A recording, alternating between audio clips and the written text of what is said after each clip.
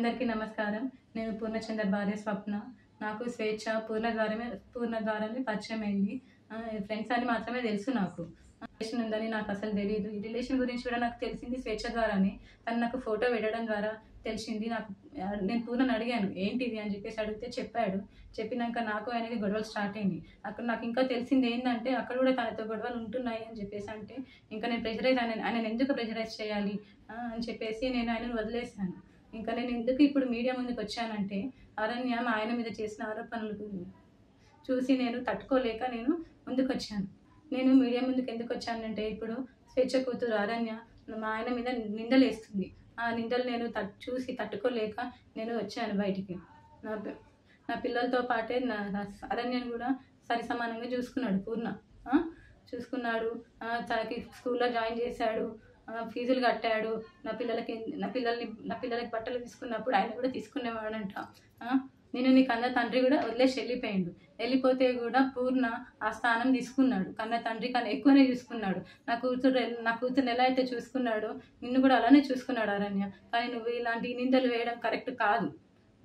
ఇంకా స్వేచ్ఛ కూడా చాలా నన్ను టార్చర్ పెట్టింది. ఈ విషయం తెలిసినాక కూడా నేను డిప్రెషన్లోకి వెళ్ళిపోతే నన్ను పూర్ణ కాశీకి తీసుకెళ్ళాడు. కానీ మైండ్ రిఫ్రెష్మెంట్ కోసం తీసుకెళ్తే అక్కడ కూడా ఫోన్ చేసి సతాయించింది. ఎందుకు తీసుకెళ్తున్నావు, ఆమె ఎవరని చెప్పేసి నువ్వు తీసుకెళ్తున్నావని సతాయించింది. ఆయన ఫోన్ లిఫ్ట్ చేయకపోతే నా ఫోన్కి చేసి సతాయించింది.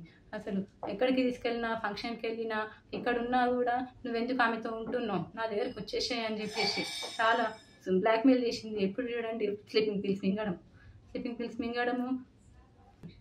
నాకు ఆడపిల్ల ఉంది. స్వేచ్ఛ కూతురు అరణ్యాన్ని కూడా పూర్ణ నా కూతురు లాగానే చూసుకున్నాడు.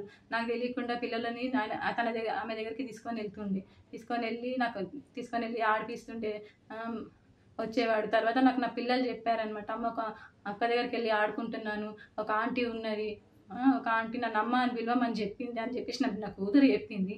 నా కూతురు చెప్తే నాకు తెలిసింది. ఇంకా అప్పుడు అరణ్య ఇట్లా ఎందుకు చెప్పిందో నాకు తెలియదు.